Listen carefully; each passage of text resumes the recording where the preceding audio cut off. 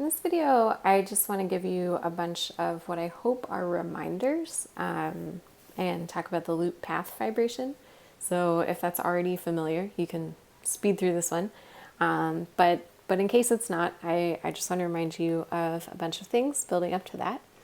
So let's let X be a pointed space. And then we can form a bunch of interesting spaces. So one is loops X. This is just the space of maps, pointed maps from the circle to our space X. So maybe our space looks like a sphere, and then we've got some base point, and we have a bunch of loops in our space. Okay, and then there's the path space. So this is the space of pointed maps from the interval, just 0 to 1 into our space. And so now maybe our space still looks like a sphere because I'm not very creative, but now these are just sort of tentacles coming out of the base point. Okay. And both of these are spaces via the compact open topology. And if you think about just slurping all your spaghetti into that base point, then you see that this path space is contractible. Okay, and then as long as we're here and thinking about things we can do, of course we know about the suspension of a space. So here I mean the reduced suspension, where I take X across an interval and quotient out by some stuff. And I could also describe that as S1 smash X, where smash just means cross, and then mod out by the wedge. Okay, and so I guess now I'm going to make my space the circle, and then I cross with the interval, crush at the endpoints, and then I also find some base point and crush that cross I. Okay, so that's what I mean by the reduced suspension. And the suspension and the loops fit together nicely.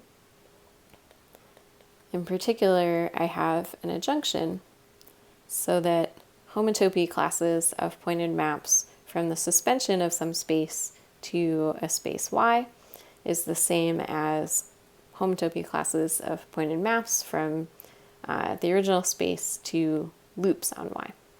Okay, and what is the loop path fibration?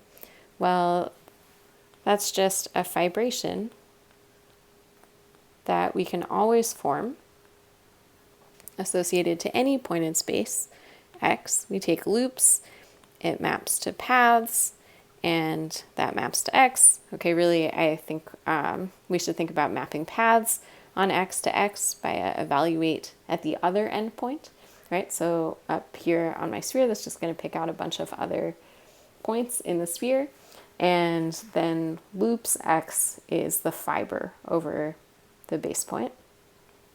Okay, and as long as X is nice and path connected, then that fiber has the same homotopy type, and this path space is contractible.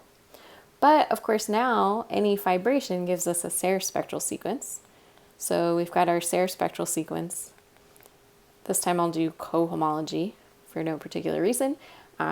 This is going to start with HP of the base, which is now X, and coefficients in the cohomology of the fiber. I guess here I'm assuming if pi1 is trivial, or pi1 x acts trivially. So I can ignore my local coefficients.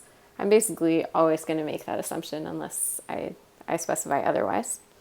Okay, and then this should converge to the cohomology of the total space, but that space is contractible, so this is 0 unless that p plus q is equal to 0. And then I just get a copy of the integers. So what this tells me, and this is really why there's a lot of death in this business, is that everything in our spectral sequence must die.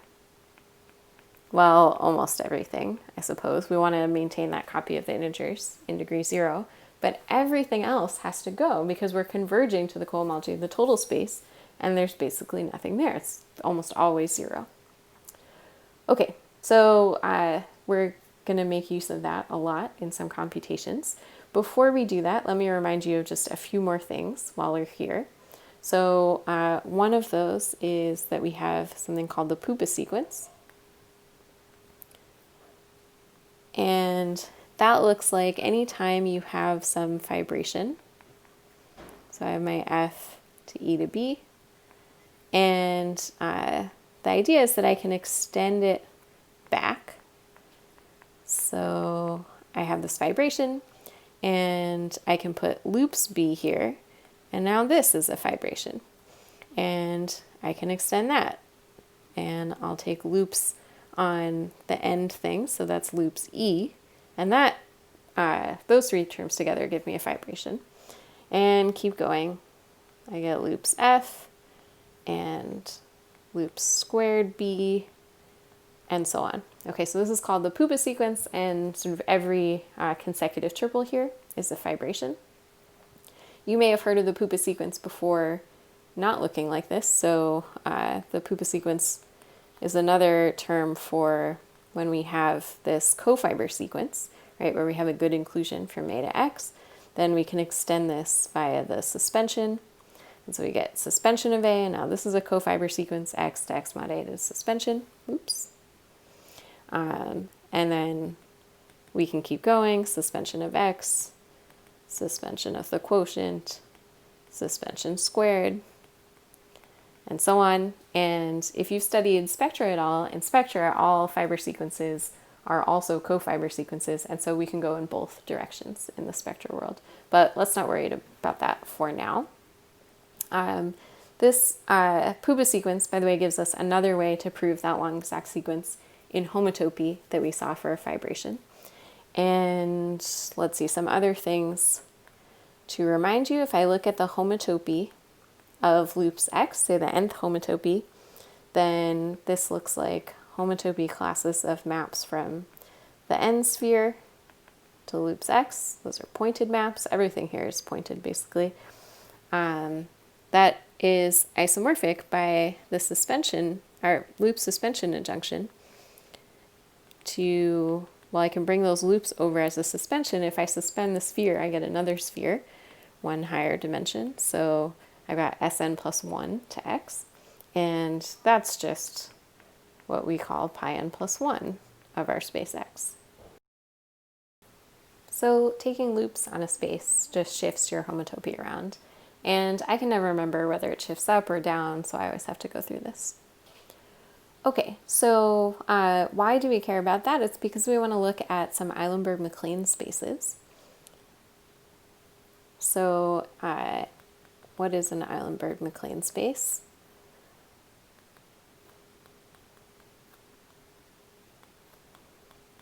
Well, an Islandberg Mclean space, let's say KAN for some abelian group A, is going to be defined up to homotopy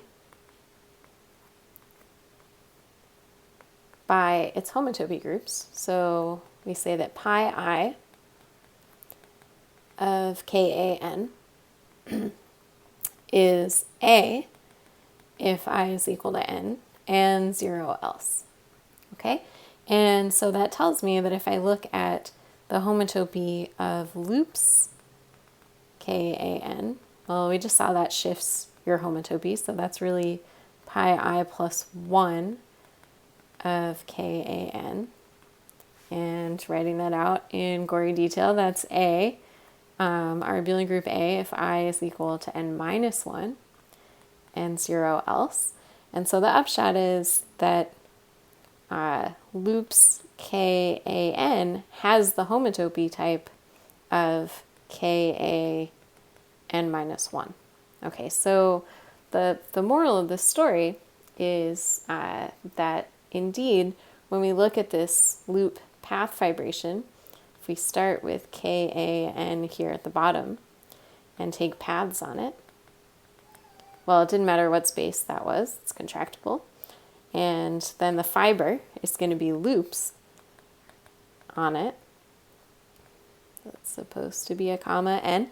Okay, and we can rewrite that as this is really Ka n minus 1 goes to a point of the homotopy, goes to Kan. So this is always the fibration. Okay, so this is what we want to exploit and do some first computations with the spectral sequence in this setting. And we'll start that in the next video.